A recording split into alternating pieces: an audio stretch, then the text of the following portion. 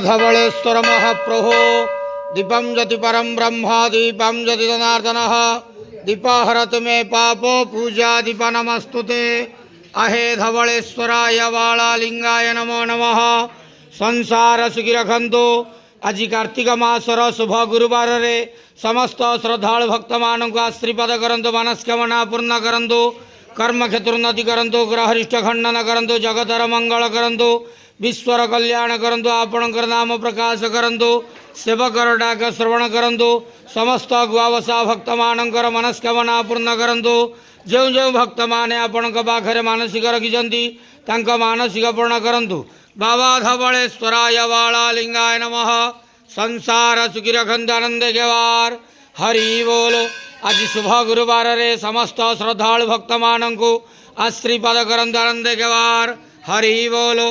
बाबा धवलेश्वराय वालालिंगाय नमो नमः।